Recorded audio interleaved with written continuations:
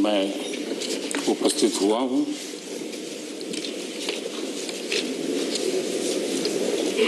आदरणीय राष्ट्रपति जी ने अपने भाषण में आत्मनिर्भर भारत को लेकर के और आकांक्षी भारत को लेकर के गत दिनों के जो प्रयास हैं उसके संबंध में विस्तार से बात कही है। मैं सभी आदरणीय सदस्यों का बहुत आभार व्यक्त करता हूं जिन्होंने इस महत्वपूर्ण भाषण पर अपनी टिप्पणी की, अपने विचार रखे।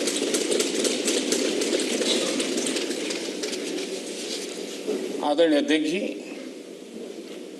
मैं अपनी बात बताने से पहले कल जो घटना घटी उसके लिए दो शब्द जरूर कहना चाहूंगा।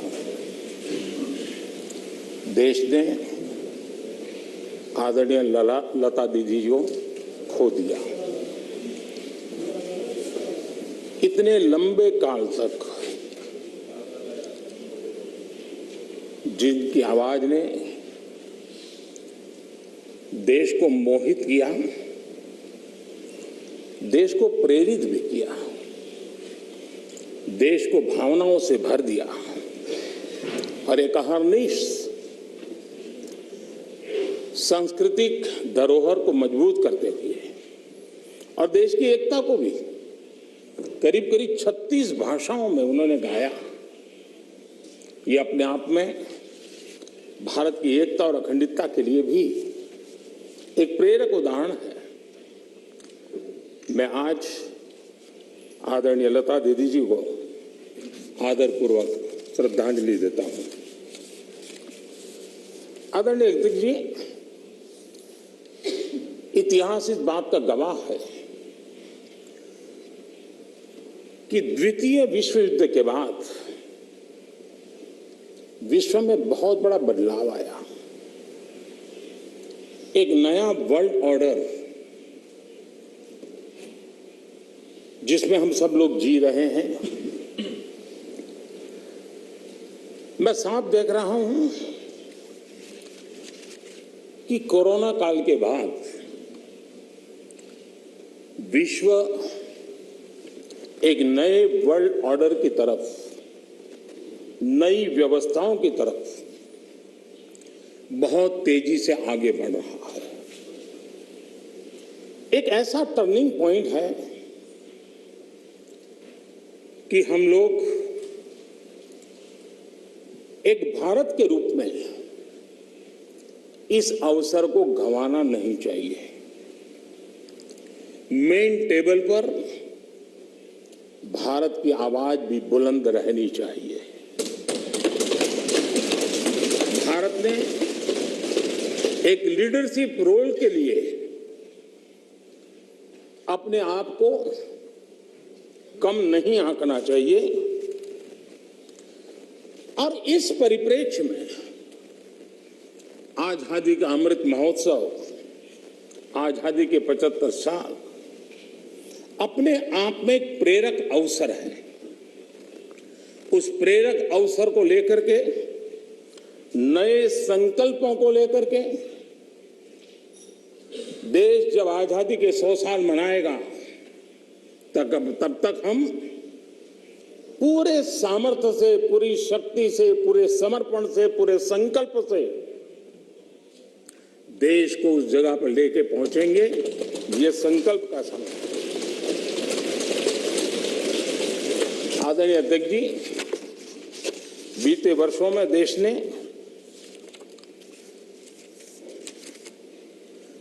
कई क्षेत्रों में, मूलभूत व्यवस्थाओं में बहुत मजबूती का अनुभव किया और बहुत मजबूती के साथ हम आगे बढ़े हैं। प्रधानमंत्री आवास योजना, गरीबों को रहने के लिए घर हो,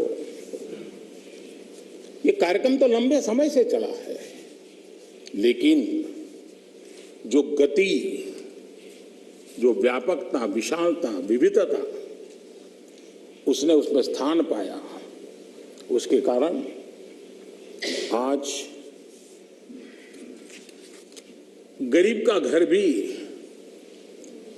लाखों से भी ज्यादा कीमत का बन रहा है। और एक प्रकार से जो भी पक्का घर पाता है वो गरीब आज लखपति की श्रेणी में भी आ जाता है। कौन हिंदुस्तानी होगा जिसको इस बात को सुनकर के गर्व न हो कि आज देश के गरीब से गरीब के घर में शौचालय बना है। आज खुले में शौच से देश के गांव भी मुक्त हुए हैं। कौन खुश नहीं है? कौन खुश है?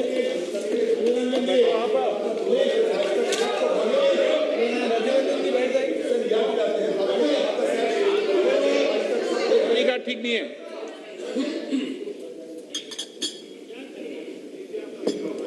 हो गया? प्लीज मैं बैठने के लिए तैयार हूं। आप बोलिए। नहीं प्लीज अजय जी। आपको धन्यवाद करके शुरू करूं। बहुत बहुत धन्यवाद।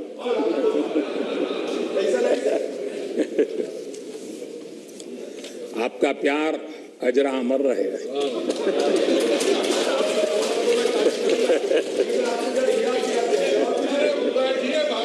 Please please please.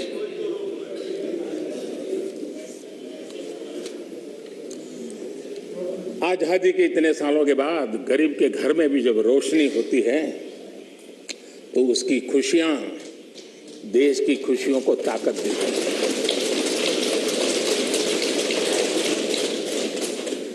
चूल्हे के धुएं से जलती हुई आंखों के साथ काम करने वाली मां को, गरीब मां को, और जिस देश में घर में गैस कनेक्शन हो यह स्टेटस सिंबल बन चुका था, उस देश में गरीब के घर में गैस का कनेक्शन हो, धुएं वाले चूल्हे से मुक्ति हो तो उसका आनंद कुछ और ही होता है। हमारी माताएं बहनें उनका पूरा प्लीज दादा प्लीज बैठिए। आपको मैंने पर्याप्त मौका दिया, तरीका ठीक नहीं है। दादा को बीच बीच में मौका देना चाहिए, क्योंकि दादा उम्र के इस पड़ाव में भी बचपना का मजा लेते रहते हैं।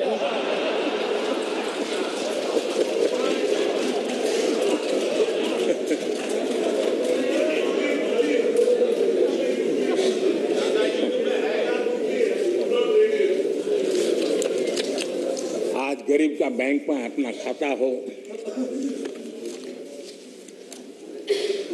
आज बैंक जहाँ गए बिना गरीब भी अपने टेलीफोन से बैंक के खाते का उपयोग करता हो, सरकार के द्वारा दिए गई राशि सीधी डायरेक्ट बेनिफिट ट्रांसफर के तहत उसके खाते में पहुंचती हो, ये सब अगर आप जमीन से जुड़े हुए होते, अगर आप जनता के बीच में रहते होते तो जरूर ये चीजें नजर आती, दिखाई देता। लेकिन दुर्भाग्य ये है कि आप में से बहुत लोग ऐसे हैं जिनके सुई कांटा 2014 में अटका हुआ है और उससे वो बाहर ही निकल नहीं पाते हैं, और उसका नतीजा भी आपको भुगतना पड़ा है। आपने जो अपने आप को एक ऐसी मानसिक अवस्था में बांध के रखा है, देश की जनता आपको पहचान गई है।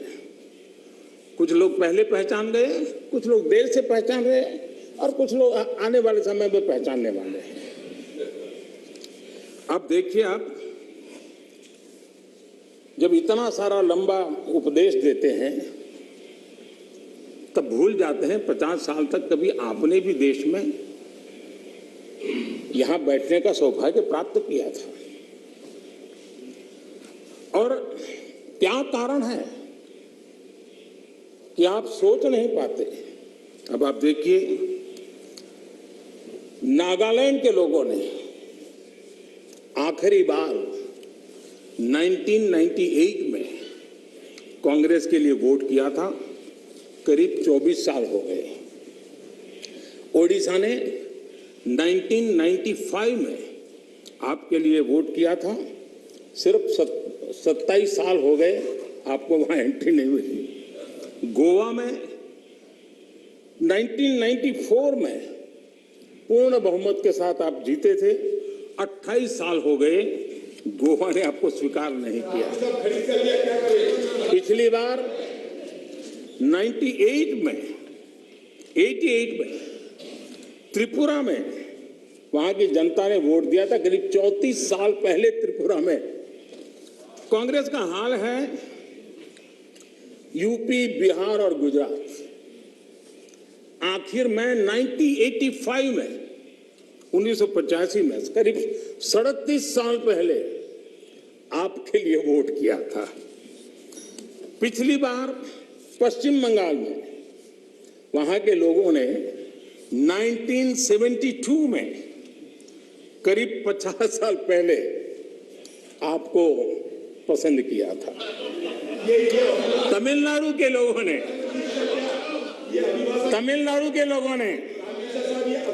प्लीज तमिलनाडु, मैं इसके लिए सहमत हूं। कागज लेके बाद में बोल लेना। अगर आप उस मर्यादा का पालन करते और इस जगह का उपयोग न करते, और बड़ा दुर्भाग्य है देश का कि सदन जैसी पवित्र जगह देश के लिए काम आनी चाहिए, उसको दल के लिए काम में लेने का जो प्रयास हो रहा है, और उसके कारण जवाब देना हमारी मजबूरी बन जाती है। जवाब देना हमारी मजबूरी बन जाती है।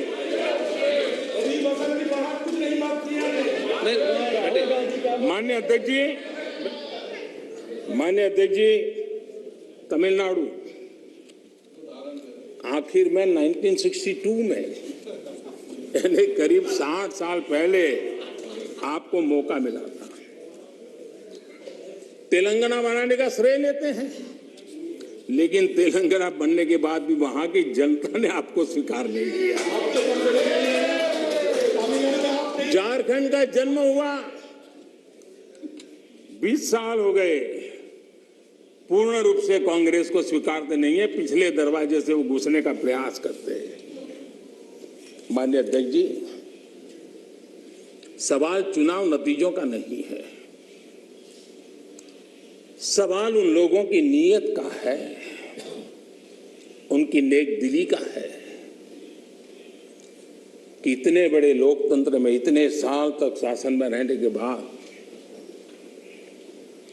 देश की जनता हमेशा हमेशा के लिए उनको क्यों नकार रही है। और जहां भी ठीक से लोगों ने राह पकड़ ली, दोबारा आपको प्रवेश करने नहीं दिया है। इतना सारा होने के बावजूद भी हम तो एक चुनाव हार जाए ना, महीनों तक न जाने इकोसिस्टम क्या क्या करती है। इतना सारा पराजय होने के बावजूद भी न आपका अहंकार जाता है, न आपकी इकोसिस्टम आपके अहंकार को जाने देती है।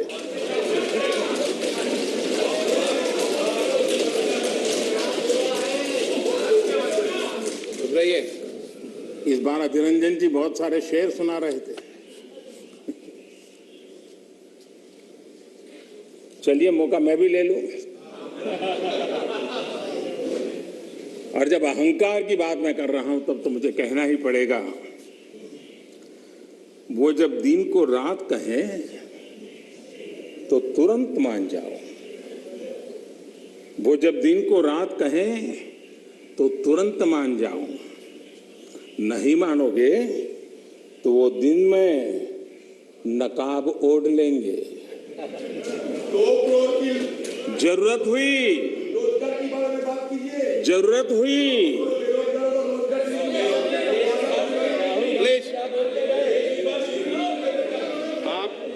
हुई तो हकीकत को थोड़ा बहुत मरोड़ लेंगे। वो मगरूर है, खुद की समझ पर बेइंतहा। उन्हें आईना मत दिखाओ, इन्हें आईना मत दिखाओ, वो आईने को भी तोड़ देंगे।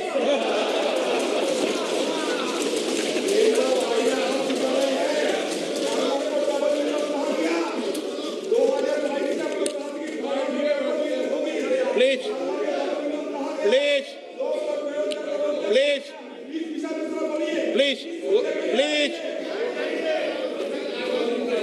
आदरणीय अध्यक्ष जी, आजादी का अमृत महोत्सव, आजादी के 75 वर्ष में आज देश आजादी का अमृत महोत्सव मना रहा है और देश अमृत काल में प्रवेश कर रहा है। आजादी की इस लड़ाई में जिन जिन लोगों ने योगदान किया, वो किसी दल के थे या नहीं थे, इन सब से परे उठ करके देश के लिए जीने मरने वाले लोग, देश के लिए जवानी खपाने वाले लोग, ये हर किसी को स्मरण करने का, पुण्य स्मरण करने का अवसर है और उनके सपनों को याद करते हुए कुछ संकल्प लेने का अवसर है। आदरणीय अध्यक्ष जी, हम सब संस्कार से, स्वभाव से, व्यवस्था से लोकतंत्र के प्रतिबद्ध लोग हैं और आज से नहीं, सदियों से हैं। लेकिन ये भी सही है, आलोचना ये जीवंत लोकतंत्र का एक आभूषण है, लेकिन अंध विरोध ये लोकतंत्र का अनादर है। सबका प्रयास, इस भावना से भारत ने जो कुछ हासिल किया है, अच्छा होता उसे खुले मन से स्वीकार किया गया होता, उसका स्वागत किया होता, उसका गौरवगान करते। बीते 2 सालों में 100 साल का सबसे बड़ा वैश्विक महामारी का संकट पूरी दुनिया की मानव जात झेल रही है।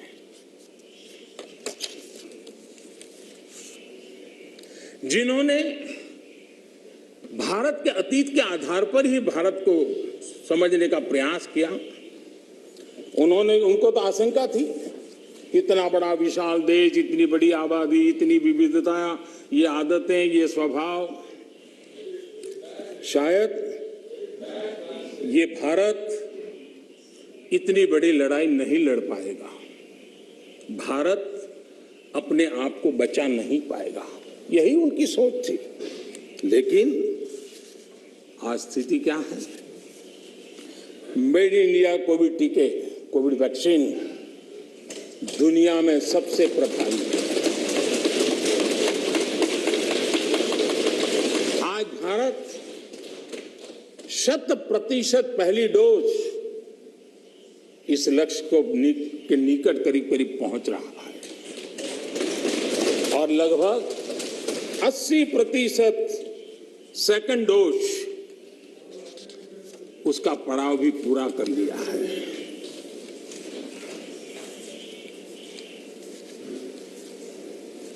माननीय अध्यक्ष जी, कोरोना एक वैश्विक महामारी थी, लेकिन उसे भी दलगत राजनीति के लिए उपयोग में लाया जाए, क्या ये मानवता के लिए अच्छा है? भारत जैसे, आपको मैं मौका दूं, प्लीज प्लीज। माननीय अध्यक्ष जी, मैंने प्लीज अधीर रंजन जी, आपको पर्याप्त समय माननीय अध्यक्ष जी,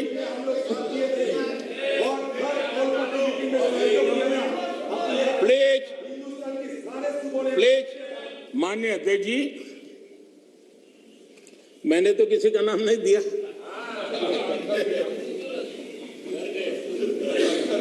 कोई भी टोपी पहन लेने की क्या जरूरत है जी?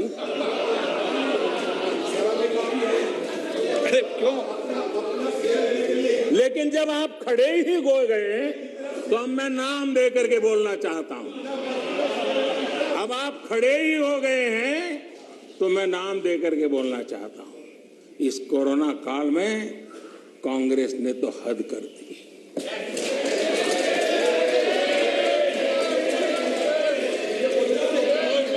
पहली लहर के दौरान मौका दूंगा आपको, प्लीज।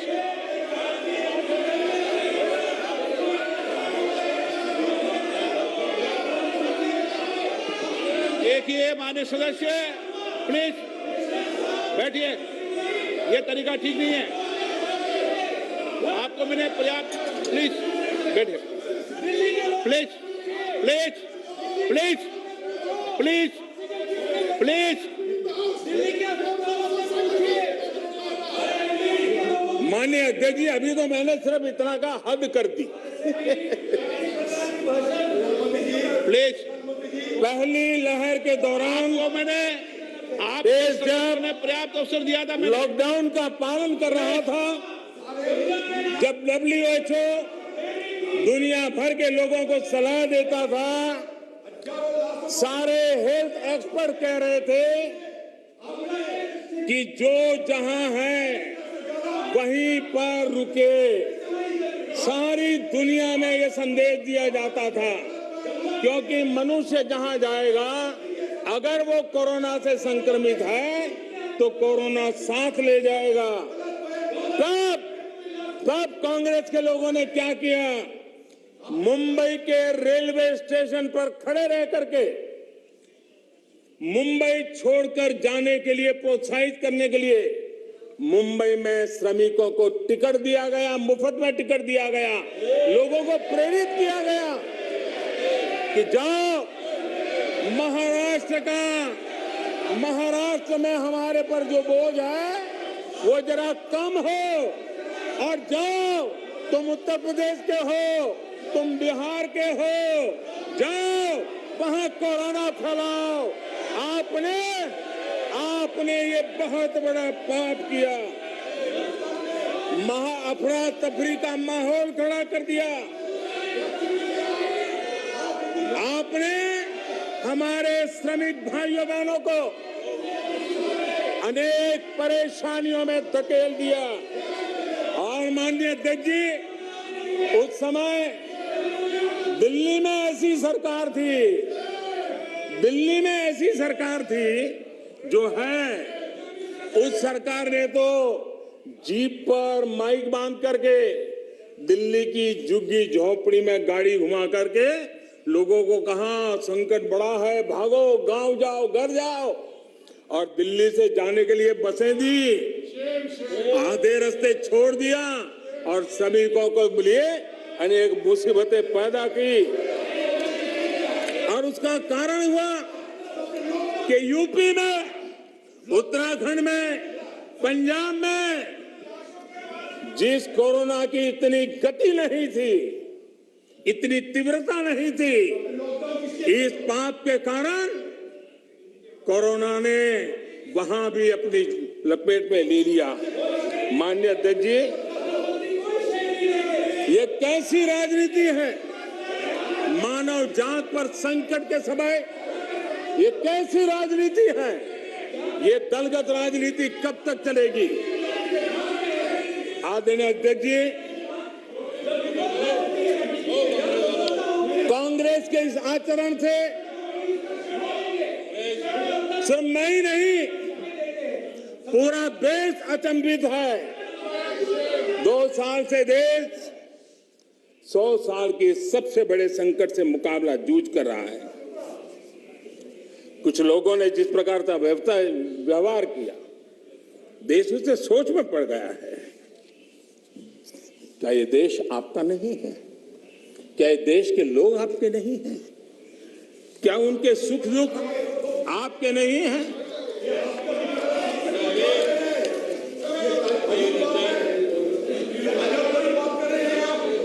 इतनी बड़ी संकट आया, कई राजनीतिक दल के नेता जरा आत्मनिरीक्षण करें। कितने राजनीतिक दल के नेता जो जनता के माने हुए नेता अपने आप को मानते हैं, उन्होंने लोगों को रिक्वेस्ट की हो, अपील की हो, भाई कोरोना का एक ऐसा संकट है, वैश्विक महामारी है, आप मास्क पहनो, हाथ धोना रखो, 2 गज की दूरी रखो। कितने नेता हैं? क्या ये बार बार देश की जनता को अगर कहते तो उसमें कोई बीजेपी की सरकार को क्या फायदा होने वाला था? मोदी को क्या फायदा होने वाला था? लेकिन इतने बड़े संकट में भी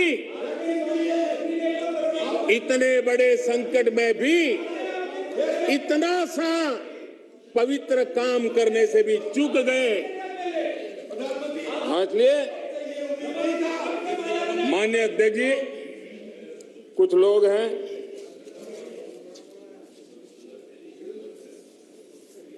उनको ये इंतजार था कि ये कोरोना वायरस मोदी की छवि को चपेट में ले लेगा।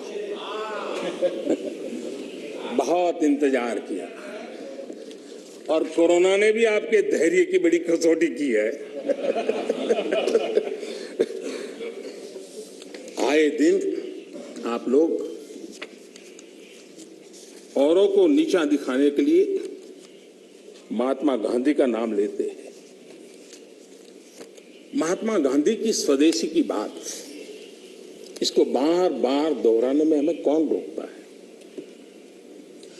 अगर मोदी वोकल फॉर लोकल कहता है, मोदी ने कहा इसलिए शब्दों को छोड़ दो भाई, लेकिन क्या आप नहीं चाहते हैं देश आत्मनिर्भर बने?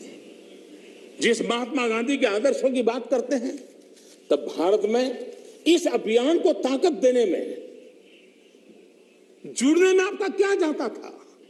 उसका नेतृत्व आप लीजिए। महात्मा गांधी जी के स्वदेश के निर्णय को आगे बढ़ाइए, देश का भला होगा। और हो सकता है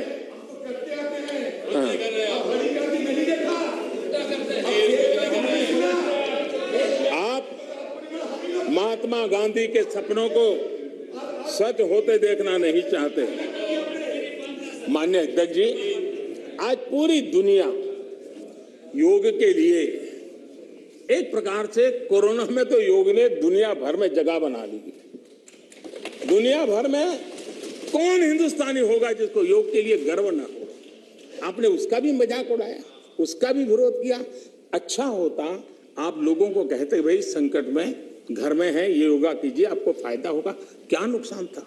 फिट इंडिया मूवमेंट चले, देश का नौजवान सशक्त हो, सामर्थ्यवान हो। आपको मोदी से विरोध हो सकता है। फिट इंडिया मूवमेंट, आपके राजनीतिक दलों के छोटे छोटे युवा मंच होते हैं। अगर हम सब ने मिलकर के अगर इस फिट इंडिया के द्वारा देश की युवा शक्ति को इस सामर्थ्य की तरफ आगे बढ़ने के लिए कहते, लेकिन उसका भी विरोध, उसका भी उपहास, यानी क्या हो गया है आपको मुझे समझ नहीं आ रहा है। और इसलिए मैं आज इसलिए कहता हूं आपको ध्यान में आए कि आप कहां खड़े हैं जी। और मैंने इतिहास बताया, 60 साल के लेकर 15 साल तक पूरा कालखंड, इतने राज्य, कोई आपको घुसने नहीं दे रहा है।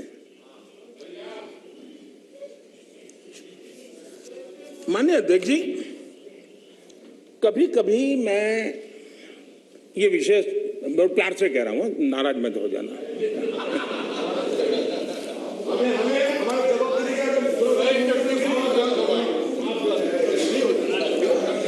मुझे कभी कभी माननीय अध्यक्ष जी ये विचार आता है, उनके बयानों से, उनके कार्यक्रमों से, उनके कर्तृत्व से, जिस प्रकार से आप बोलते हैं, जिस प्रकार से मुद्दों से जुड़ते हैं, ऐसा लगता है कि आपने मन बना लिया है कि 100 साल तक सत्ता में नहीं आना है।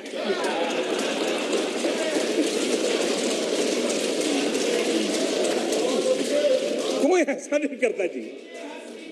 थोड़ी सी भी आशा होती, थोड़ा सा भी लगता हाँ यार देश की जनता फिर से फुलहार करेगी, तो ऐसा नहीं करते। और इसलिए खैर अब आपने ही तय कर लिया है 100 साल के लिए, तो फिर मैंने भी तैयारी कर ली है।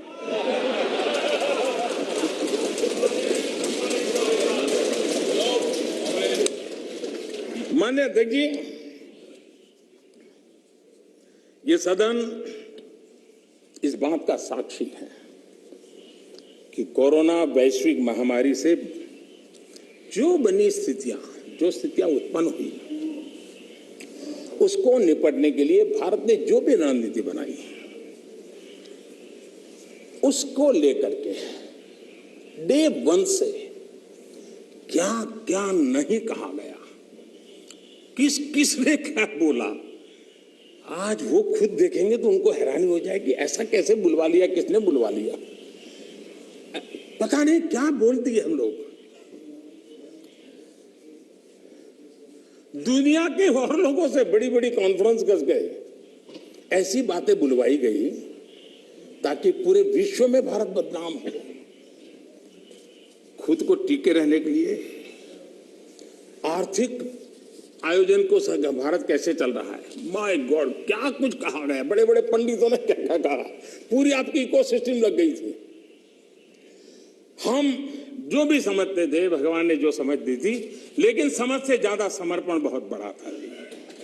और जहां समझ से समर्पण ज्यादा होता है, वहां देश और दुनिया को अर्पण करने की ताकत भी होती है, और वो हमने करके दिखाया है। और जिस रास्ते पर हम चले, आज विश्व के अर्थ जगत के सभी ज्ञाता इस बात को मानते हैं कि भारत ने जिस आर्थिक नीतियों को लेकर इस कोरोना कालखंड में अपने आप को आगे बढ़ाया, वो अपने आप में एक उदाहरणीय है।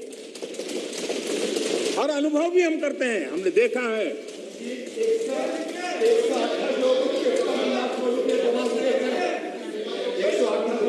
माननीय जी, भारत आज दुनिया की, माननीय अध्यक्ष जी, भारत आज दुनिया की जो बड़ी इकोनॉमीज है, उसमें सबसे तेजी से विकसित हो रही बड़ी अर्थव्यवस्था है।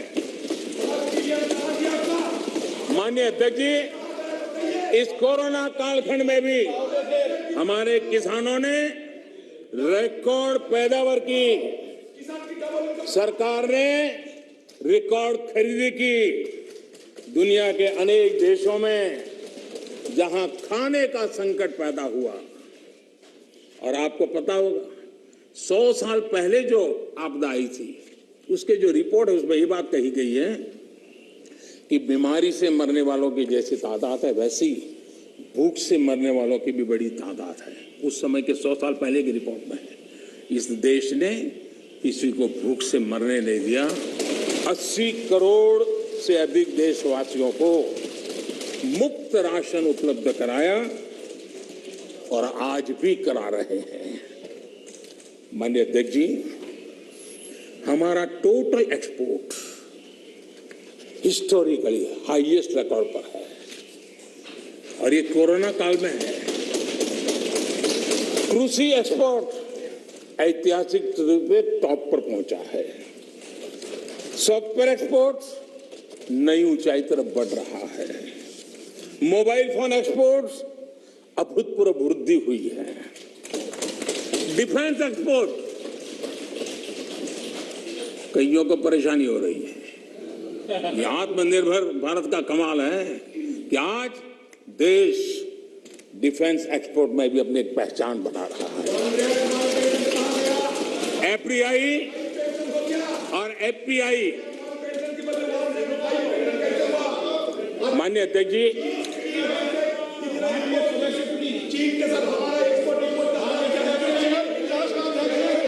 सदस्य एक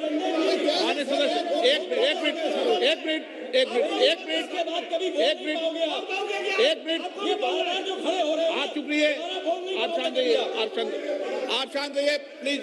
माननीय सदस्य प्लीज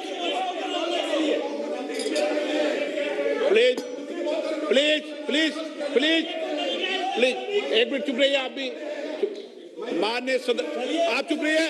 आपको किसने इजाजत दी? बैठिए। माननीय सदस्यगण, मैंने सभी माननीय सदस्यों को पर्याप्त समय पर्याप्त अवसर दिया है, लेकिन माननीय सदस्य, आपने जब बोला तो मैंने कहा कि कोई भी इस सदन में नेता बोल रहे हैं, कोई टिप्पणी टिप्पणी करेंगे, लेकिन आज आप ये उचित व्यवहार नहीं है। सदन के नेता बोल रहे हैं, सदन की गरिमा को बनाए रखें, ये मेरा आपसे आग्रह है। आपको मैं बोलने का मौका दूंगा।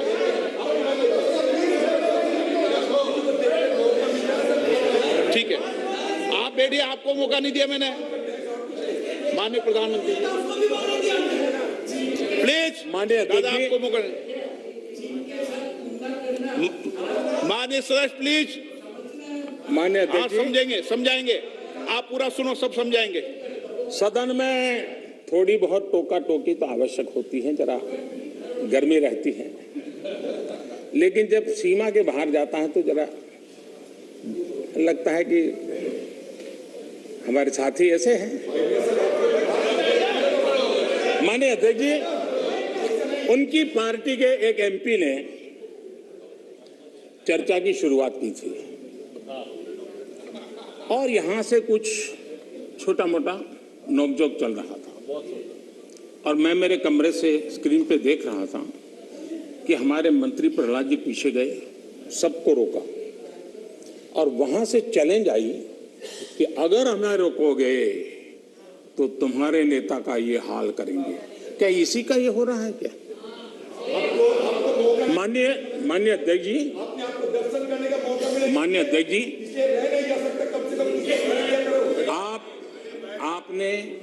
आपको अब हर एक को अपना सीआर सुधारने की कोशिश तो करनी चाहिए और मैं मानता हूं जितना किया है उससे आपका सीआर ठीक हो गया है। जिन लोगों को रजिस्टर करना है आपके इस पराक्रम को कर लिया है जी, ज्यादा क्यों कर रहे हो?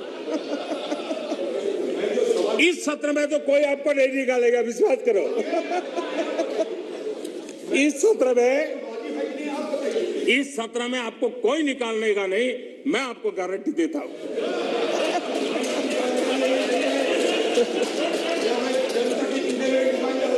ठीक है, इस जगह से अरे वे ऐसे ही बच गए हो।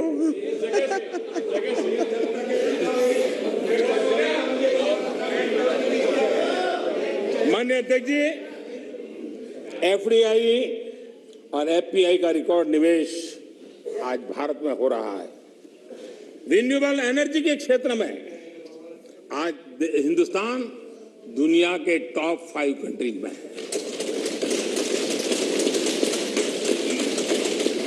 माननीय अध्यक्ष जी, ये सब इसलिए संभव हुआ है कि कोरोना काल में इतना बड़ा संकट सामने होने के बावजूद भी अपने कर्तव्य को निभाते हुए इस संकट के काल में देश को बचाना है तो रिफॉर्म जरूरी थी और हमने वो जो रिफॉर्म किए उसका परिणाम है कि आज हम इस तरीके से स्थिति पर आकर पहुंचे।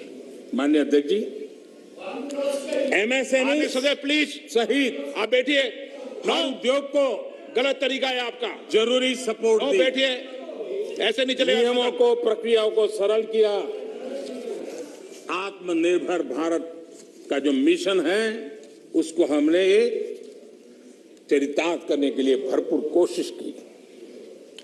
ये सारी उपलब्धियां ऐसे हालत में देश ने हासिल की हैं जब अंतर्राष्ट्रीय स्तर पर आर्थिक जगत में बहुत बड़ी उथल पाथल आज भी चल रही है।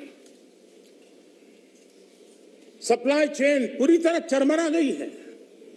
लॉजिस्टिक सपोर्ट में अनेक संकट पैदा हुए हैं। दुनिया में सप्लाई चेन की वजह से केमिकल फर्टिलाइजर पर कितना बड़ा संकट आया है और भारत आयात करने पर डिपेंडेंट है। कितना बड़ा आर्थिक बोझ देश पर आया है। पूरी विश्व में हालत पैदा हुई है, लेकिन भारत ने किसानों को इस पीड़ा झेलने के लिए मजबूर नहीं किया। भारत ने वो सारा बोझ देश ने अपने कंधों पर उठाया और किसान को ट्रांसफर नहीं होने दिया है। भारत ने फर्टिलाइजर की सप्लाई को भी निरंतर जारी रखा है। कोरोना के संकट काल में भारत ने अपनी खेती को, अपने छोटे किसानों को संकट से बाहर निकालने के लिए बड़े फैसले लिए। मैं कभी कभी सोचता हूं, जो लोग जड़ों से कटे हुए लोग हैं, 2-2, 4-4 पीढ़ी से महलों में बैठने की आदत हो गई है, वो देश के छोटे किसानों की क्या समस्या है वो समझ ही नहीं पाए। उनके अगल बगल में जिन किसानों की उनकी पहुंच थी, उससे आगे देख नहीं पाए हैं। और मैं कभी ऐसे लोगों को पूछना चाहता हूं कि छोटे किसानों के प्रति आपकी इतनी नफरत क्यों है? क्या आप छोटे किसानों के कल्याण के लिए आप रोड़े अटकाते रहते हो, छोटे किसानों को इस संकट में डालते हो? माननीय अध्यक्ष जी, अगर गरीबी से मुक्ति चाहिए तो हमें हमारे छोटे किसानों को मजबूत बनाना होगा। ग्रामीण अर्थव्यवस्था को मजबूत बनाना है तो हमारे छोटे किसानों को मजबूत बनाना होगा। अगर हमारा छोटा किसान मजबूत होता है, छोटी सी जमीन होगी, 2 हेक्टेयर की भूमि होगी, तो भी उसको आधुनिक करने का वो प्रयास करेगा, नया सीखने का प्रयास करेगा, और उसकी ताकत आएगी तो देश की अर्थरचना को भी ताकत मिलेगी। और इसलिए आधुनिकता के लिए छोटे किसानों की तरफ ध्यान देने का हमारा प्रयास है।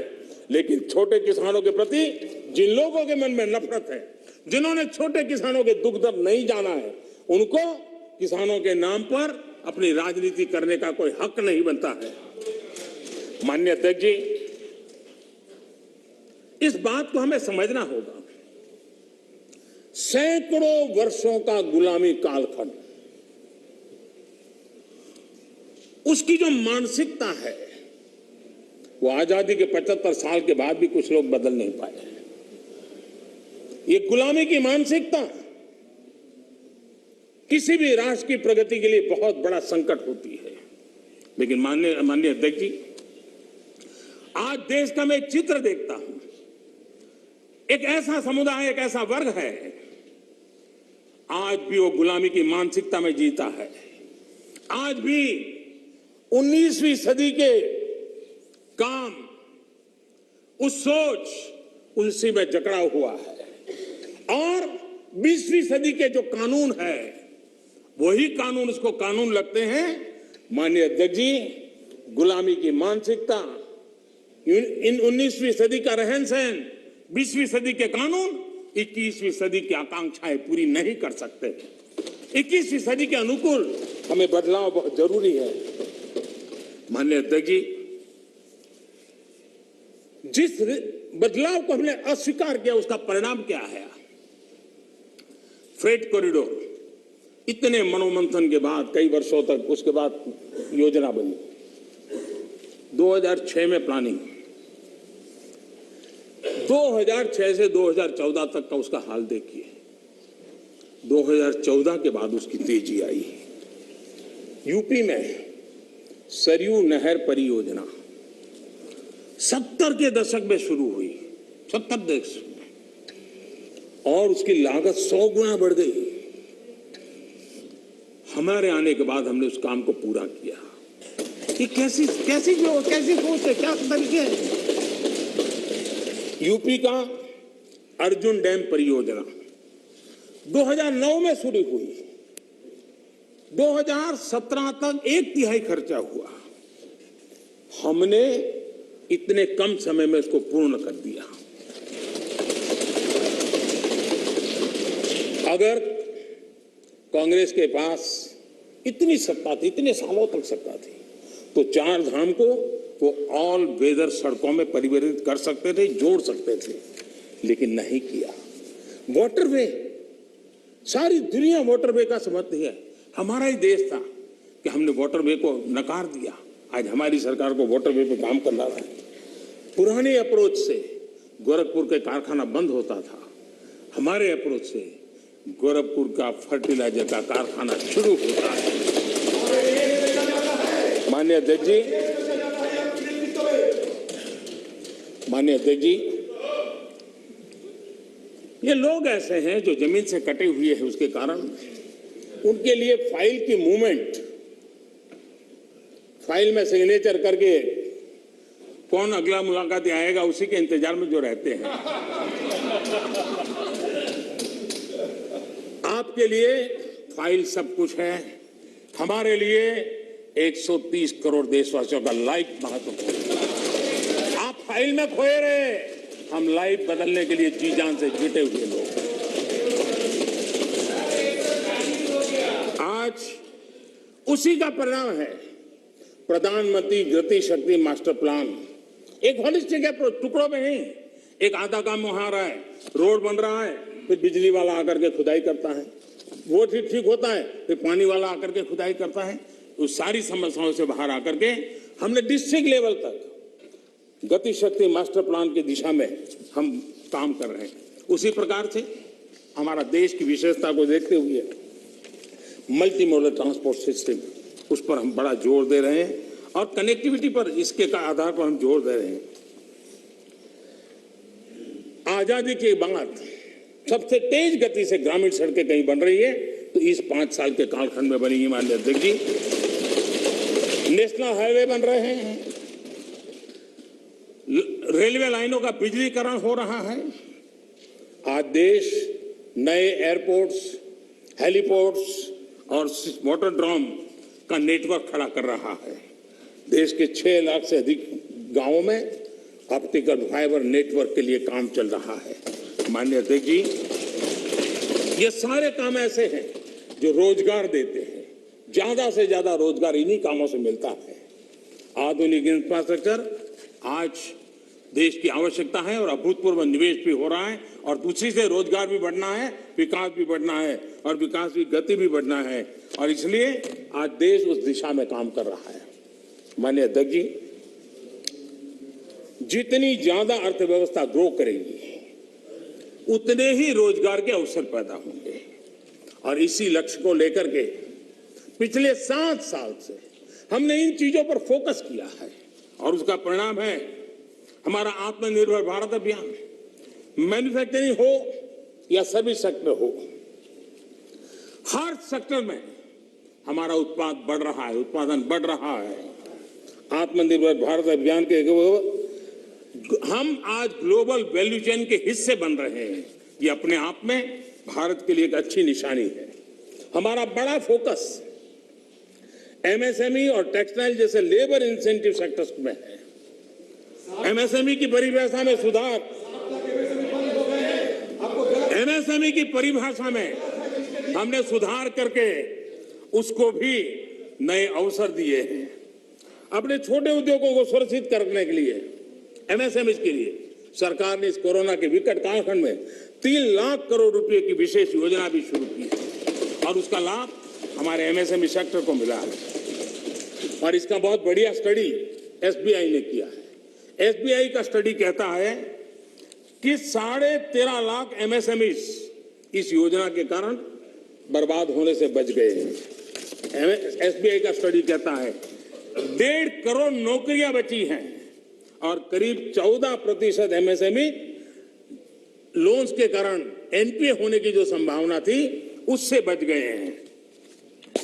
माननीय अध्यक्ष जी, जो सदस्य जमीन पर जाते हैं वो इसके प्रभाव को देख सकते हैं। विपक्ष के भी कई साथी मुझे मिलते हैं, कहते हैं कि साहब ये इस योजना ने बहुत बड़ा लाभ किया है, एमएसएमई सेक्टर को इस संकट की घड़ी में बहुत बड़ा सहारा दिया है। माननीय अध्यक्ष जी, उसी प्रकार से मुद्रा योजना कितनी सफल रही है। हमारी माताएं बहनें कितनी इस क्षेत्र में आई है। लाखों लोग बिना गारंटी बैंक से लोन लेकर के आज अपना स्वरोजगार की दिशा में आगे बढ़े और खुद तो करते हैं, 1-2 लोगों को रोजगार भी देते हैं। स्वनिधि योजना, स्ट्रीट वेंडर्स, कभी हमने सोचा नहीं, पहली बार आजादी के बाद स्ट्रीट वेंडर्स और बैंक के अंदर से लोन मिल रहा है और हमारा स्ट्रीट वेंडर डिजिटल ट्रांजैक्शन कर रहा है और करोड़ों श्रमिकों को लाभ मिल रहा है। हमने गरीब श्रमिकों के लिए 2 लाख करोड़ रुपए से ज्यादा खर्च किए हैं। आत्मनिर्भर भारत रोजगार योजना के तहत हजारों लाभार्थियों के खाते में हमने सीधे पैसे ट्रांसफर किए हैं। माननीय अध्यक्ष जी, इंडस्ट्री को गति देने बेहतर इंफ्रास्ट्रक्चर की बहुत जरूरत होती है।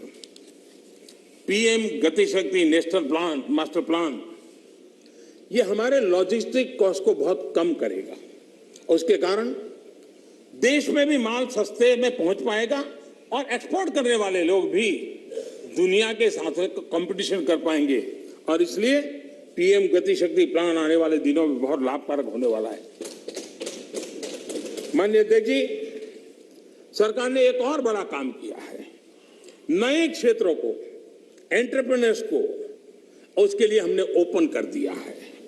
आत्मनिर्भर भारत योजना के तहत स्पेस, डिफेंस, ड्रोन्स, माइनिंग को, प्राइवेट सेक्टर को आज देश के विकास में भागीदार बनने के लिए हमने निमंत्रित किया है। देश में एंटरप्रेन्योर्स के लिए बेहतर माहौल बनाने के लिए सिंपल टैक्स सिस्टम की शुरुआत, हजारों कंप्लायंसेस हमारे देश में आदत ऐसी, हर डिपार्टमेंट ये लाओ, वो लाओ, ये कागज लाओ, वो नाम लाओ, वो सारा करीब 25,000 कंप्लायंसेस हमने खत्म किए हैं। आज मैं तो राज्यों से भी आग्रह करूंगा कि वे भी ढूंढ के ऐसे कंप्लायंसेस खत्म करें। देश के नागरिकों को परेशानी हो रही है, उसको समझे हम लोग। आज देश में इस प्रकार के बैरियर्स हटाए जा रहे हैं। डोमेस्टिक इंडस्ट्री को लेवल प्ले फील्ड देने के लिए एक के बाद एक कदम हम उठाते जा रहे हैं। माननीय अध्यक्ष जी, आज देश उस पुरानी अवधारणा से बाहर निकल रहा है। हमारे देश में सोच बन गई कि सरकार ही भाग्य विधाता है, तुम्हें सरकार पर ही निर्भर रहना पड़ेगा, तुम्हारी आशा अपेक्षाएं कोई पूरी नहीं कर सकता है, सरकार ही करेगी, सब कुछ सरकार देगी। ये हम लोगों ने इतना ईगो पाल के रखा था और उसके कारण देश के सामर्थ्य को भी चोट पहुंची है।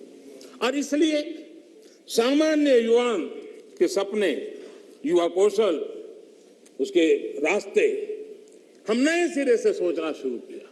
सब कुछ सरकार करती है ऐसा नहीं है, देशवासियों की ताकत अनेक गुना ज्यादा होती है। वो सामर्थ्य के साथ अगर संकल्प के साथ जुड़ जाते हैं तो परिणाम मिलता है। आप देखिए 2014 के पहले हमारे देश में सिर्फ 500 स्टार्टअप थे। जब अवसर दिया जाता है देश के नौजवानों को तो क्या परिणाम आता है। इन 7 साल में 2014 के पहले 500 स्टार्टअप, इस 7 साल में 60,000 स्टार्टअप इस देश में काम कर रहे हैं। ये मेरे देश के युवाओं की ताकत है और उसमें यूनिकॉर्न बन रहे हैं और एक एक यूनिकॉर्न यानी हजारों करोड़ की उसकी वैल्यू तय हो जाती है। माननीय अध्यक्ष जी, और बहुत ही कम समय में भारत के यूनिकॉर्न सेंचुरी बनाने की दिशा में आगे बढ़ रहे हैं। ये बहुत बड़ा अचीवमेंट। हजारों करोड़ की कंपनी बनने में पहले दशकों लग जाते थे। आज हमारे नौजवानों की ताकत है, सरकार की नीतियों के कारण साल 2 साल के अंदर हजारों करोड़ के कारोबार को उनके आसपास वो देख पा रहे हैं। आज माननीय अध्यक्ष जी, हम स्टार्टअप्स, यूनिकॉर्न्स में, इस मामले में दुनिया में टॉप 3 में पहुंच गए।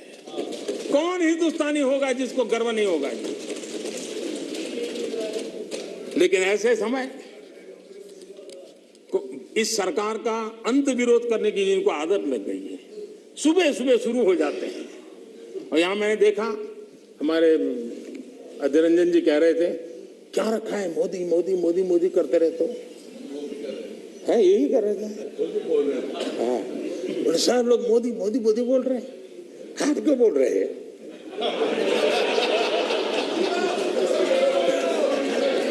आप लोग सुबह सुबह होते ही शुरू हो जाते हैं।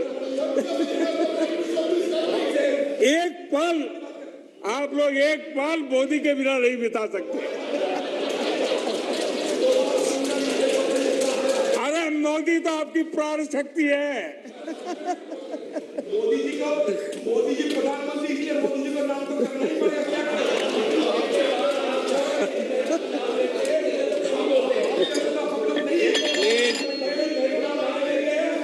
एक बोल रहे हैं ना,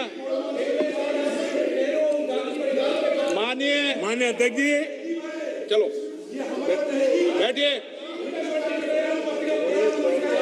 कुछ लोग देश के नौजवानों को, देश के एंटरप्रेन्योर्स को, देश के वेल्थ क्रिएटर्स को, उनको डराने में आनंद आता है, उनको भयभीत करने में आनंद आता है, उनको गुमराह करने में आनंद आता है। देश का नौजवान उनकी बातें सुन नहीं रहा है, इसके कारण देश आगे बढ़ रहा है। माननीय अध्यक्ष जी, आज जो यूनिकॉर्न है, यही उसमें से कुछ मल्टीनेशनल कंपनियां बनने का सामर्थ्य रखती है।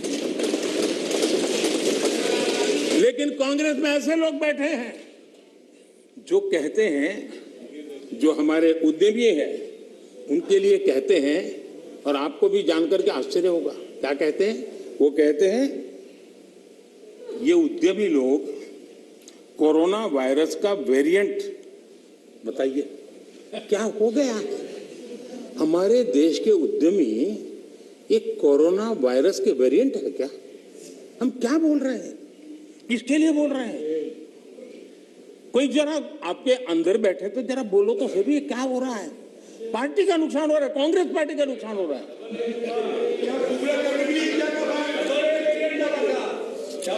माननीय अध्यक्ष जी, जो इतिहास के सब, जो लोग इतिहास से सबक नहीं लेते हैं, वो इतिहास में खो जाते हैं।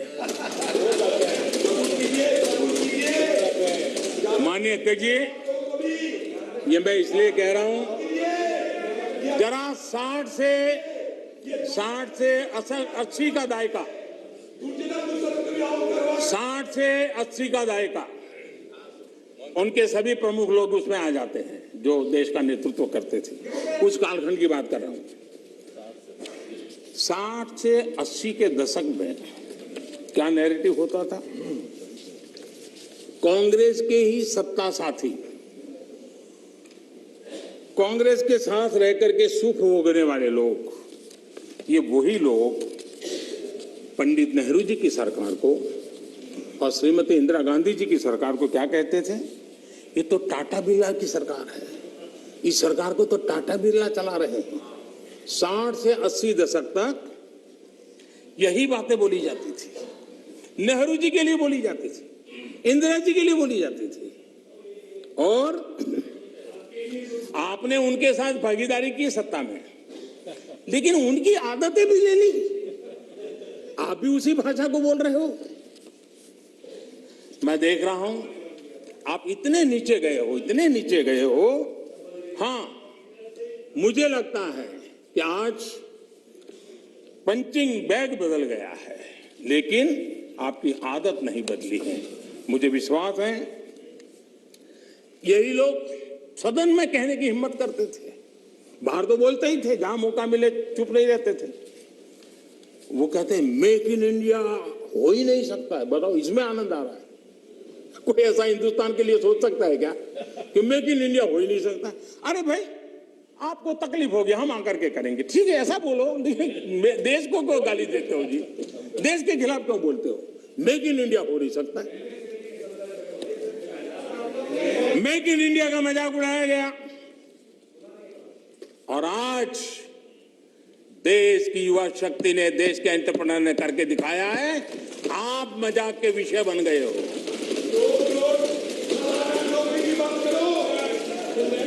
और मेक इन इंडिया की सफलता आप लोगों को कितना दर्द दे रही है, ये मैं भली भांति समझ पा रहा हूं। माननीय अध्यक्ष जी, मेक इन इंडिया से कुछ लोगों को तकलीफ इस बात के लिए है क्योंकि मेक इन इंडिया का मतलब है कमीशन के रास्ते बंद। मेक इन इंडिया का मतलब है भ्रष्टाचार के रास्ते बंद। मेक इन इंडिया का मतलब है तिजोरी भरने के रास्ते बंद। और इसलिए मेक इन इंडिया का ही विरोध करो। मोदी की इंडिया होगा, वीरा मोदी को इंडिया होगा। भारत के लोगों के सामर्थ्य को नजरअंदाज करने का पाप, देश के लघु उद्यमियों के सामर्थ्य का अपमान, देश के युवाओं का अपमान, देश की इनोवेटिव क्षमता का अपमान। माननीय अध्यक्ष जी, देश में इस प्रकार का नकारात्मकता का, निराशा का वातावरण, खुद निराश हैं, खुद सफल नहीं हो पा रहे हैं, इसलिए देश को असफल होने करने के जो खेल चल रहे हैं, उसके खिलाफ देश का नौजवान बहुत जाग चुका है, जागरूक हो चुका है। माननीय अध्यक्ष जी, पहले जो सरकार चलाते थे, और जिन्होंने 50 साल तक देश की सरकारें चलाई, मेक इन इंडिया को लेकर उनका क्या रवैया था?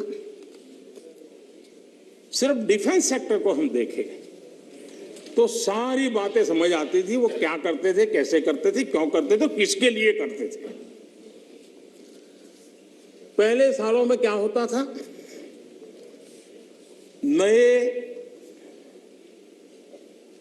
इक्विपमेंट खरीदने के लिए प्रोसेस चलती थी, सालों तक चलती थी, और जब फाइनल निर्णय होता था तब वो चीज पुरानी हो जाती थी। अब बताइए देश का क्या बना, आउट ऑफ डेट हो जाती थी और हम पैसे देते थे। हमने इन सारी प्रोसेस को सिंप्लीफाई किया। सालों से पेंडिंग डिफेंस सेक्टर के जो इश्यू थे उसको हमने निपटाने का प्रयास किया। पहले किसी भी आधुनिक प्लेटफॉर्म या इक्विपमेंट के लिए हमें दूसरे देशों की तरफ देखना पड़ता था। जरूरत के समय आपाधापी में आयुध खरीदा जाता था, ये लाओ वो लाओ, कौन पूछता है भाई, हो जाए। यहां तक कि स्पेयर पार्ट्स के लिए भी हम अन्य देशों पर निर्भर रहे हैं। दूसरों पर निर्भर होकर इस देश की सुरक्षा निश्चित नहीं कर सकते। हमारे पास यूनिक व्यवस्था होनी चाहिए, हमारी अपनी व्यवस्था होनी चाहिए। रक्षा क्षेत्र में आत्मनिर्भर होना ये राष्ट्र सेवा का भी एक बहुत बड़ा काम है, और जो मैं देश के नौजवानों को भी आह्वान करता हूं कि आप अपने कैरियर में इस क्षेत्र को चुनिए, हम ताकत के साथ खड़े होंगे। माननीय अध्यक्ष जी, इस बजट में भी हमने ज्यादा से ज्यादा रक्षा उपकरण भारत में ही बनाएंगे, भारतीय कंपनियों से ही खरीदेंगे, ये बजट में प्रावधान किया है। बाहर से लाने के रास्तों बंद करने की दिशा में हम कदम बढ़ाए। हमारी सेनाओं की जरूरत पूरी होने के अलावा हम एक बड़े डिफेंस एक्सपोर्टर बनने का सपना लेकर के चल रहे हैं, और मुझे विश्वास है ये संकल्प भी पूरा होगा। मैं जानता हूं कि रक्षा सौदों में कितनी बड़ी ताकतें पहले अच्छों को खरीद लेती थी,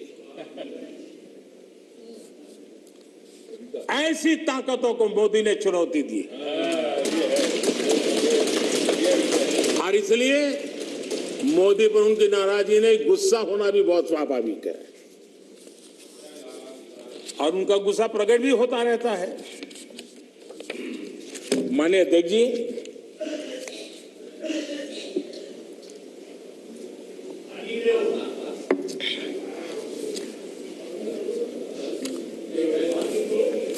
विपक्ष के हमारे कुछ साथियों ने यहां महंगाई का मुद्दा भी उठाया। अच्छा लगता, देश का भी भला होता अगर आपकी ये चिंता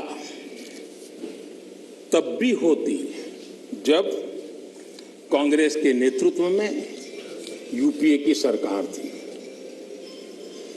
ये दर्द उस समय भी होना चाहिए था। आप शायद भूल गए हैं, मैं जरा आपको याद दिलाना चाहता हूं। कांग्रेस सरकार के आखिरी 5 सालों में लगभग पूरे कार्यकाल में देश को डबल डिजिट महंगाई की मार झेलनी पड़ी थी। हमारे आने से पहले ये स्थिति थी। कांग्रेस की नीतियां ऐसी थी कि सरकार खुद मानने लगी थी कि महंगाई उसके नियंत्रण से बाहर है। 2011 में तत्कालीन वित्त मंत्री जी ने लोगों से बेशर्मी के साथ कह दिया था कि महंगाई कम करने के लिए किसी अलादीन के जादू की उम्मीद न करें। ये आपके नेताओं की असंवेदनशीलता। हमारे चिदंबरम जी, जो कि इन दिनों इकोनॉमी पर अखबारों में लेख लिखते हैं, जब सरकार में थे तब क्या कहते थे? उस समय के नेता क्या कह रहे थे आपके? वो कहते थे 2012 में उन्होंने कहा था कि लोगों को 15 रुपये की पानी की बोतल और 20 रुपये की आइसक्रीम खरीदने में तकलीफ नहीं होती, लेकिन गेहूं चावल पर 1 रुपया बढ़ जाए तो बर्दाश्त नहीं के होता। ये आपके नेताओं के बयान, यानी महंगाई के प्रति कितना असंवेदनशील रवैया था, ये चिंता का कारण है। माननीय अध्यक्ष जी, महंगाई देश के सामान्य मानवी से सीधा जुड़ा हुआ मुद्दा है और हमारी सरकार ने, एनडीए सरकार ने पहले दिन से सतर्क और संवेदनशील रह करके इस मसले को बारीकाई से हैंडल करने का प्रयास किया है और इसलिए हमारी सरकार महंगाई नियंत्रण को अपनी वित्तीय पॉलिसी का प्राथमिक लक्ष्य बनाया हमने। माननीय अध्यक्ष जी, 100 साल में आई इतनी बड़ी महामारी के इस कालखंड में भी हमने प्रयास किया कि महंगाई और जरूरी चीजों की कीमत आसमान न छुए। सामान्य मानवी के लिए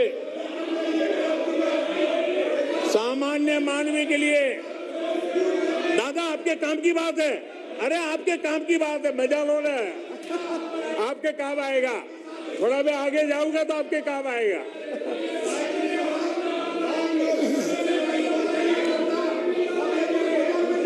माननीय अध्यक्ष जी, महंगाई और जरूरी चीजों की कीमत आसमान न छुए। सामान्य मानवी के लिए, खासकर गरीब के लिए महंगाई बर्दाश्त की सीमा से बाहर न हो और महंगाई को नियंत्रण में रखने के लिए हमने क्या किया है, ये आंकड़े खुद बता रहे हैं। कांग्रेस के जहां महंगाई दर डबल डिजिट में थी, 10% से ज्यादा थी, वहीं 2014 से 2020 तक महंगाई 5% से कम रही है। 5% से कम रही है। कोरोना के बावजूद आपको मैं बोलने देना चाहता हूं तो क्या आगे आपकी मजा होने वाली है, जरा इंतजार करो, आ रहा हूं। कोरोना के बावजूद इस साल महंगाई 5.2% रही है और उसमें भी फूड इन्फ्लेशन 3% से कम रही है। आप अपने समय में वैश्विक परिस्थितियों की दुहाई देकर पल्ला झाड़ लेते थे। वैसे महंगाई पर कांग्रेस के राज में पंडित नेहरू जी ने लाल किले से क्या कहा वो जरा आपको मैं बताना चाहता हूं। पंडित नेहरू देश के पहले प्रधानमंत्री लाल किले से बोल रहे हैं। देखिए, आपकी इच्छा रहती है ना, मैं पंडित जी का नाम नहीं बोलता हूं, आज मैं बार बार बोलने वाला हूं। आज तो नेहरू जी ही नेहरू जी।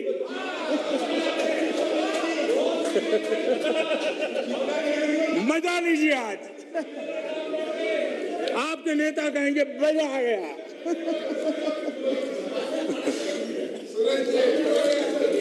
माननीय अध्यक्ष जी, पंडित नेहरू जी ने लाल किले पर से कहा था,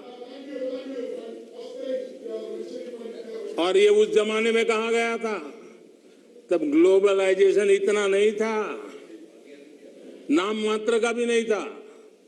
उस समय नेहरू जी लाल किले से देश को संबोधन करते हुए क्या कह रहे हैं? कभी कभी कोरिया में लड़ाई भी हमें प्रभावित करती है। इसके चलते वस्तुओं की कीमतें बढ़ जाती है। इति नेहरू जी, भारत के पहले प्रधानमंत्री। कभी कभी कोरिया में लड़ाई भी हमें प्रभावित करती है, इसके चलते वस्तुओं की कीमतें बढ़ जाती हैं और यह हमारे नियंत्रण से भी बाहर हो जाती है। देश के सामने देश का पहला प्रधानमंत्री हाथ ऊपर कर देता है, हाथ ऊपर कर देता है। आगे क्या कहते हैं? देखो जी, आपके काम की बात है। आगे कहते हैं, पंडित नेहरू जी आगे कहते हैं,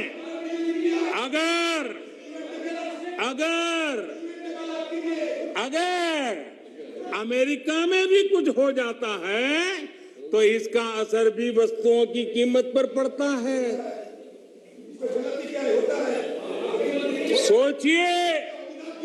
सोचिए तब महंगाई की समस्या कितनी गंभीर थी कि नेहरू जी को लाल किले से देश के सामने हाथ ऊपर करने पड़े थे।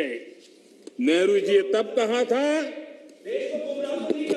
माननीय अध्यक्ष जी, अगर कांग्रेस सरकार आज सत्ता में होती, क्या देश का नसीब है?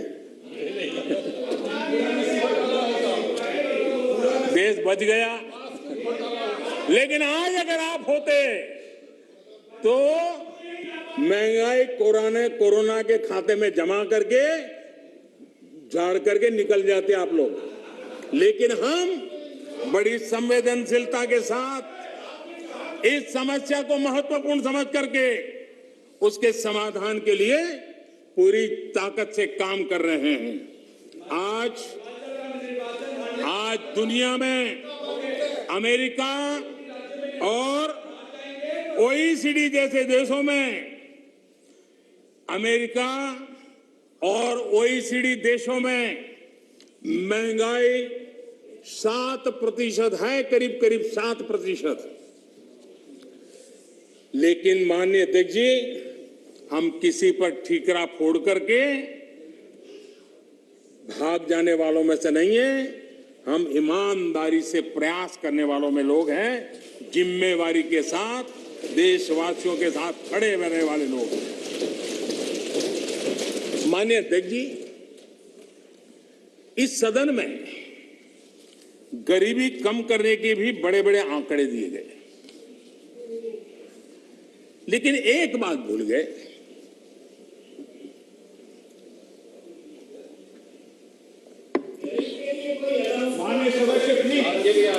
इस देश का गरीब इतना विश्वासघाती नहीं है कि कोई सरकार उसकी भलाई के काम करे और वो फिर उसको ही सत्ता से बाहर करे। ये देश के गरीब के स्वभाव में नहीं है। आपकी ये दुर्दशा इसलिए आई क्योंकि आपने मान लिया था कि नारे देकर के गरीबों को अपनी चुंगाल में फंसाए रखोगे, लेकिन गरीब जाग गया, गरीब आपको जान गया। इस देश का गरीब इतना जागरूक है कि आपको 44 सीटों पर समेट दिया, 44 सीट पे लाकर के रोक दिया। कांग्रेस 1971 से गरीबी हटाओ के नारे पर चुनाव जीतती रही थी। 40 साल बाद गरीबी तो हटी नहीं, लेकिन कांग्रेस सरकार ने नई परिभाषा दे दी। माननीय अध्यक्ष जी, देश के नौजवानों ने इन बातों को जानना बहुत जरूरी है। और अध्यक्ष जी, आप देखिए कि ये डिस्टर्ब तब करते हैं कि उनको अंदाजा आता है चोट बड़ी गहरी होने वाली है। उनको मालूम है कि मुसीबत में फंसे हैं आज, और कुछ लोग बोल करके भाग जाते हैं और झेलना ऐसे बेचारों को पड़ता है।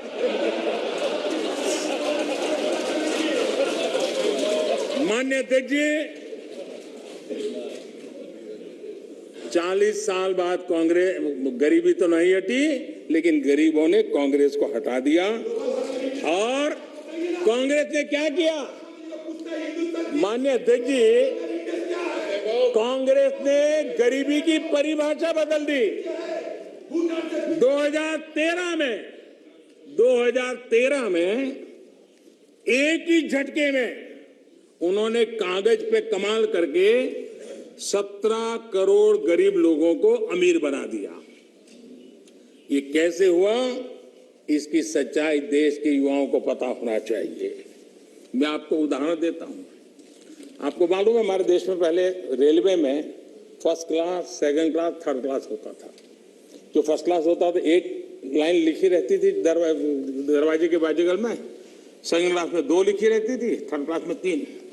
इनको लगा ये थर्ड क्लास वाला जरा मैसेज ठीक नहीं है, तो उन्होंने एक लाइन निकाल दी। ये इनके तरीके ऐसे ही हैं, और उनको लगता है कि वो गरीबी हट गई, और उन्होंने सारे उसके बेसिक नॉर्म्स बदल करके कह दिया 17 करोड़ गरीब नहीं गिने जाएंगे। इस प्रकार से आंकड़े बदलने का काम वो करते रहे हैं। माननीय अध्यक्ष जी,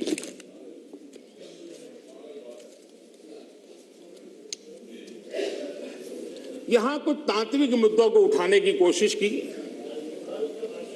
मैंने तो समझने की बहुत कोशिश की, शायद कोई समझ पाया हो, ऐसा तो मुझे अभी कोई मिला नहीं है, लेकिन जो को समझ पाया होगा तो मैं समझने के लिए तैयार हूं। ऐसे कुछ बातें सुनता हूं तो।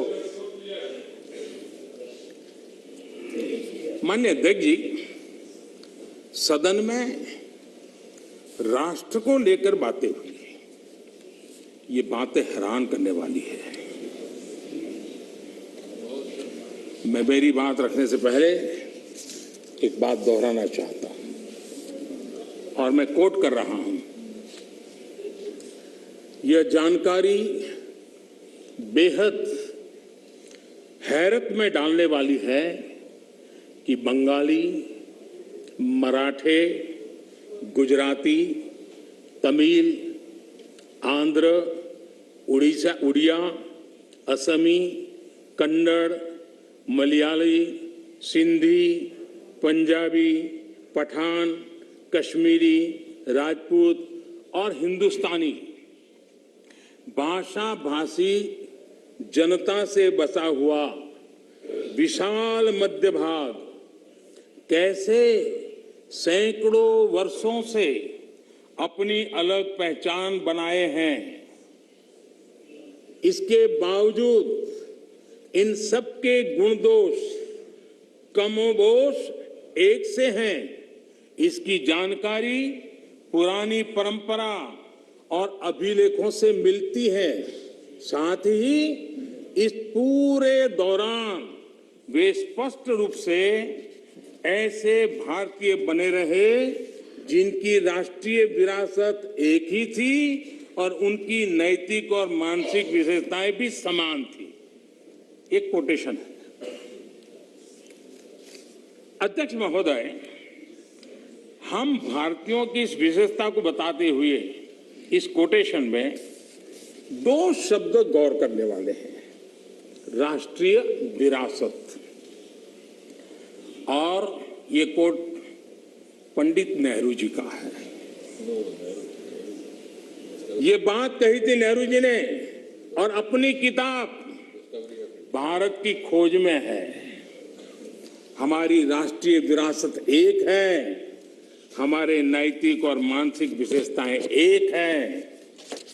क्या बिना राष्ट्र के ये संभव है? इस सदन का ये कहकर भी अपमान किया गया कि हमारे संविधान में राष्ट्र शब्द नहीं आता।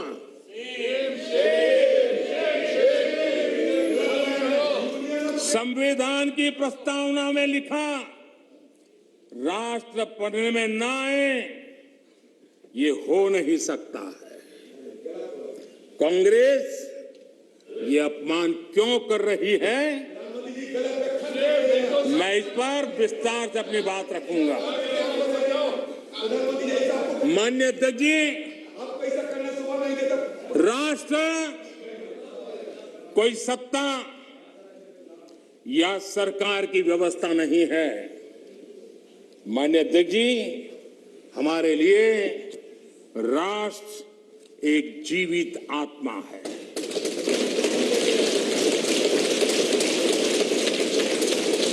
और इससे हजारों साल से देशवासी जुड़े हुए हैं और जूझते रहे हैं।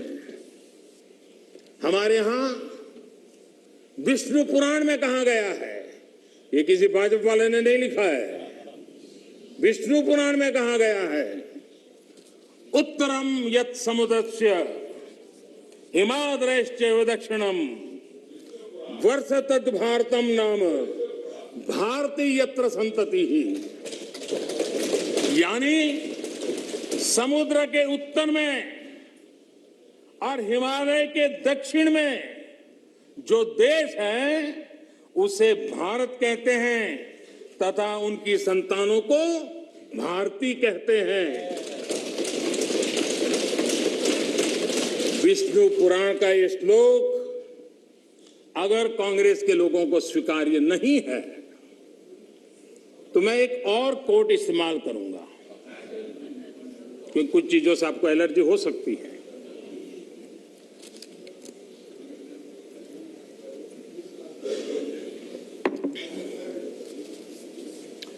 मैं कोट कह रहा हूं, एक क्षण आता है मगर इतिहास में विरल ही आता है जब हम पुराने से बाहर निकलकर नए युग में कदम रखते हैं।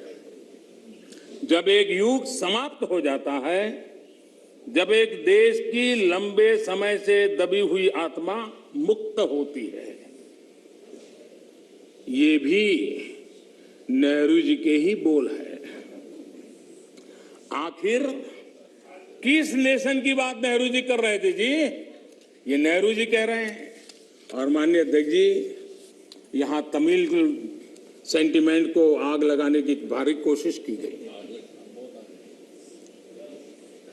राजनीति के लिए कांग्रेस की जो परंपरा अंग्रेजों के विरासत में आई दिखती है, तोड़ो तोड़ो तोड़ो और राज करो, तोड़ो और राज करो, बांटो और राज करो। लेकिन मैं आज तमिल भाषा के महाकवि, माननीय अध्यक्ष जी, तमिल भाषा के महाकवि और स्वतंत्र सेनानी आदरणीय सुब्रमण्यम भारती ने जो लिखा था, मैं यहां दोहराना चाहता हूं। तमिल भाषी लोग मुझे क्षमा करें, मेरे उच्चारों में कोई गलती हो तो, लेकिन मेरा आदर और मेरी भावना में कोई कमी नहीं है। सुब्रमण्यम भारती जी ने कहा था, मन्नुम इमय मलय एंगल मलय, पन्नरुम उपनिट नुलेंगल नुले पार मिसे एधोरु नुल इधु पोले पोन निलोर भारत नांडेगल नाडे पोड रुवोम इक्ते इमक किलेडे। इसका भावार्थ जो उपलब्ध है वो इस तरह का है। सुब्रमण्यम भारती जी कहते हैं, जो उन्होंने तमिल भाषा में कहा है उसको मैं अनुवाद, जो भाव मुझे उपलब्ध हुआ है मैं कह रहा हूं। सम्मानित जो सकल विश्व में महिमा जिनकी बहुत रही है, महिमा जिनकी बहुत रही है, अमर ग्रंथ से वे सभी हमारे, अमर ग्रंथ वे सभी हमारे, उपनिषदों का देश यही है। सुब्रमण्यम भारती कह रहे हैं, गाएंगे यत हम सब इसका, गाएंगे यत हम सब इसका, यह है स्वर्णिम देश हमारा, यह है स्वर्णिम देश हमारा। आगे कौन जगत में हमसे, आगे कौन जगत में हमसे, यह है भारत देश हमारा, यह है भारत देश हमारा। ये सुब्रमण्यम भारती जी की कविता का भाव है। ये वो संस्कृति है। और मैं आज तमिल के सब नागरिकों को सैल्यूट करना चाहूंगा।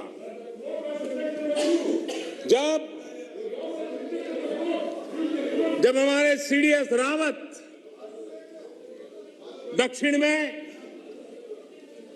हेलीकॉप्टर के अकस्मात में उनका निधन हुआ और जब उनका बॉडी तमिलनाडु में हवाई अड्डे की तरफ ले जाने के लिए रास्ते पर गुजर रहा था, मेरे तमिल भाई, मेरी तमिल बहनें लाखों की संख्या में घंटों तक कतार में खड़ी रही थी रोड पर, कोई सूचना नहीं, संदेश नहीं, इंतजार करते खड़ी रही थी।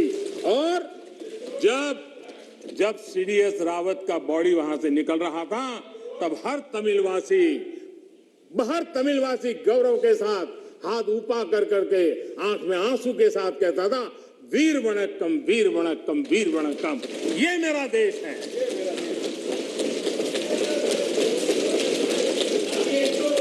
लेकिन कांग्रेस को हमेशा से इन बातों से नफरत रही है। विभाजनकारी मानसिकता उनके डीएनए में घुस गई है। अंग्रेज चले गए, लेकिन बांटो और राज करो, ये नीति कांग्रेस ने अपना चरित्र बना लिया है। और इसलिए ही आज कांग्रेस टुकड़े टुकड़े गैंग की लीडर बन गई है।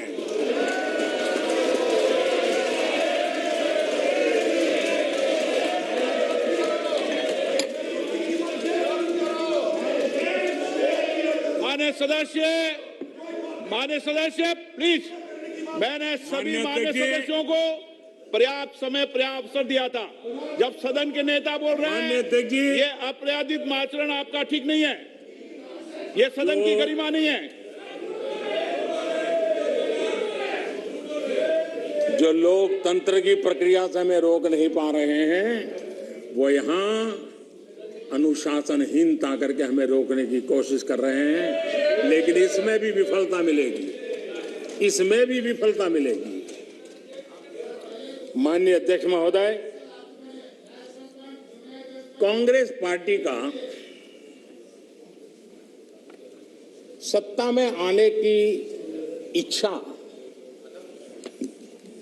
खत्म हो चुकी है। लेकिन जब कुछ मिलने वाला नहीं है तो कम से कम बिगाड़ तो दो। ये फिलॉसफी पर आज निराशावादी, लेकिन उस मोह में बर्बाद कर करके छोड़ेंगे। इस मोह में देश में वो बीज बो रहे हैं जो अलगाव की जड़ों को मजबूत करने वाले हैं। सदन में ऐसी बातें हुई कि जिसमें देश के कुछ लोगों को उकसाने का भरपूर प्रयास किया गया।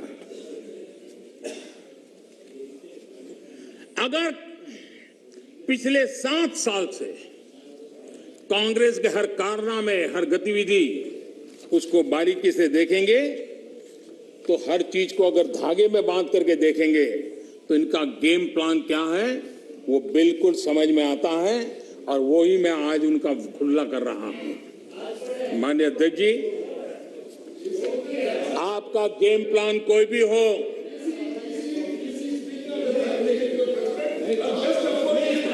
माननीय अध्यक्ष जी, ऐसे बहुत लोग आए और चले गए, लाखों कोशिशें की गई, अपने स्वार्थवश की गई, लेकिन ये देश अजरा अमर है। इस देश को कुछ नहीं हो सकता। आने वालों को, इस प्रकार की कोशिश करने वालों को हमेशा कुछ न कुछ गंवाना पड़ा है। ये देश एक था, श्रेष्ठ था। यह देश एक है, यह देश श्रेष्ठ है और श्रेष्ठ रहेगा। इसी विश्वास के साथ हम आगे बढ़ रहे हैं। माननीय अध्यक्ष जी,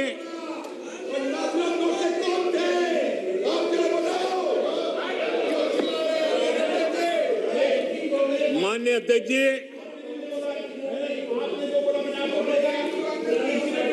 माननीय अध्यक्ष जी, यहां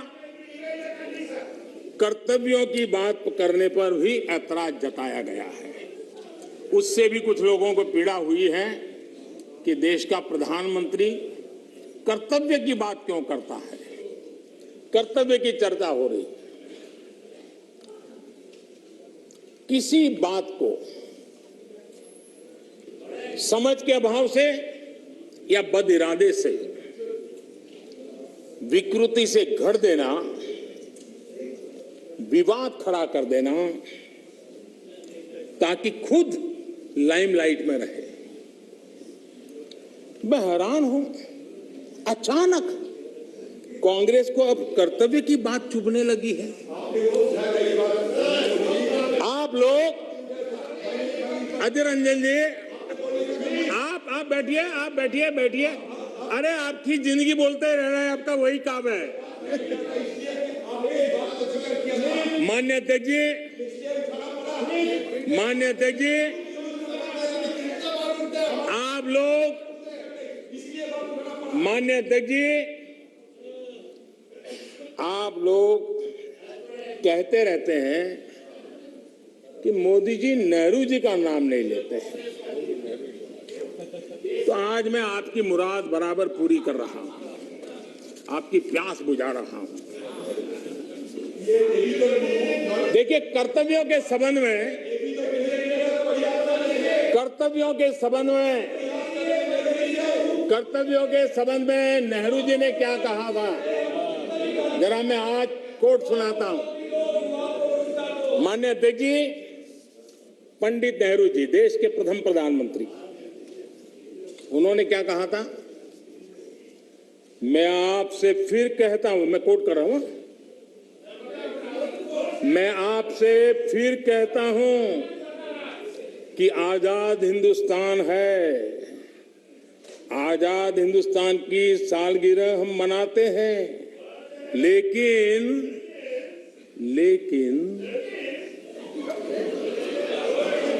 आ गया समझ? सीखो, सीखने में काम आएगा, तैयारी करो। लेकिन आजादी के साथ जिम्मेदारी होती है, और कर्तव्य को ही दूसरे शब्दों में जिम्मेदारी कहते हैं। इसलिए कोई समझना हो तो मैं समझा दूं, कर्तव्य को दूसरे शब्दों में जिम्मेदारी कहते हैं। अब ये पंडित नेहरू का कोट है, मैं आपसे फिर कहता हूं कि आजाद हिंदुस्तान है, आजाद हिंदुस्तान की सालगिरह हम मनाते हैं, लेकिन आजादी के साथ जिम्मेदारी होती है। जिम्मेदारी, कर्तव्य खाली हुकूमत की नहीं, जिम्मेदारी हर एक आजाद शख्स की होती है। और अगर आप उस जिम्मेदारी को महसूस नहीं करते, अगर आप समझते नहीं, तब पूरी तौर पर आप आजादी के माने नहीं समझे और आप आजादी को पूरी तौर से बचा नहीं सकते हैं। ये कर्तव्य के लिए देश के प्रथम प्रधानमंत्री पंडित नेहरू जी ने कहा था, लेकिन आप उसको भी भूल गए, आप उसको भी भूल गए। माननीय अध्यक्ष जी, मैं सदन का ज्यादा समय लेना नहीं चाहता हूं, वो भी थक गए हैं। माननीय अध्यक्ष जी, हमारे यहां माननीय अध्यक्ष जी, हमारे यहां कहा गया है क्षणशः, हमारे यहां कहा गया है क्षणशः कणश्चैव विद्याम अर्थच साधयेत्। क्षणे नष्टे कुतो विद्या कणे नष्टे कुतो धनम। अर्थात विद्या ज्ञान के लिए एक एक पल महत्वपूर्ण होता है। संपत्ति संसाधनों के लिए एक एक कण जरूरी होता है। एक एक क्षण बर्बाद करके ज्ञान हासिल नहीं किया जा सकता और एक एक कण बर्बाद किया गया, छोटे छोटे संसाधनों का समुचित प्रयोग नहीं किया गया तो संसाधन व्यर्थ हो जाते हैं। मैं कांग्रेस और उसके सहयोगियों से कहूंगा, आप ये मंथन जरूर कीजिए कि कहीं आप इतिहास के इस महत्वपूर्ण अहम क्षण को नष्ट तो नहीं कर रहे हैं। मुझे सुनाने के लिए, मेरी आलोचना करने के लिए, मेरे दल को कोसने के लिए बहुत कुछ है, कर सकते हैं आप, और आगे भी करते रहिए, मौकों की कमी नहीं है। लेकिन आजादी के अमृत काल का ये समय, 75 वर्ष का ये समय भारत की विकास यात्रा में सकारात्मक योगदान का समय है। मैं विपक्ष के और यहां पर बैठे हुए भी सभी साथियों से और इस सदन के माध्यम से देशवासियों से भी आजादी के इस अमृत महोत्सव के पर्व पर आग्रह करता हूं, निवेदन करता हूं, अपेक्षा करता हूं कि आओ इस आजादी के अमृत महोत्सव को हम नए संकल्पों के साथ, आत्मनिर्भर भारत बनाने के संकल्प के साथ एकजुट होकर हम लग जाएं, कोशिश करें पिछले 75 साल में जहां जहां हम कम पड़े हैं उसको पूरा करें और आने वाले 2047 के शताब्दी वर्ष बनाने से पहले देश को कैसा बनाना है उसका संकल्प लेकर के आगे बढ़े। देश के विकास के लिए मिलकर के काम करना है। राजनीति अपने जगह पर है, हम दलगत भावनाओं से ऊपर उठ करके देश की भावनाओं को लेकर के जिए। चुनाव के मैदान में जो कुछ करना है करते रहिए, लेकिन हम देश हित में आगे आए, इसी एक अपेक्षा को रखता हूं। आजादी के 100 वर्ष जब होंगे, ऐसे ही सदन में जो लोग बैठे होंगे वो जरूर चर्चा करेंगे कि ऐसी मजबूत नींव पर, ऐसी प्रगति के पर पहुंची हुई 100 साल की उस यात्रा के बाद देश ऐसे लोगों के हाथ में जाए ताकि उनको आगे ले जाने का मन कर दे। हम यही सोचें कि जो समय मिला है उसका हम सदुपयोग करें। हमारे स्वर्णिम भारत के निर्माण में हम कोई कोताही न बरतें, पूरे सामर्थ्य के साथ उस पर काम में लगे। माननीय अध्यक्ष जी, मैं फिर एक बार राष्ट्रपति जी के उद्बोधन को, धन्यवाद प्रस्ताव को अनुमोदन करता हूं और मैं इस सदन में चर्चा में भाग लेने वाले सभी माननीय सांसदों का भी फिर से एक बार धन्यवाद करते हुए आपने जो अवसर दिया, रोका टोका की कोशिश के बावजूद भी मैंने सभी विषयों को स्पर्श करने का प्रयास किया है। बहुत बहुत धन्यवाद।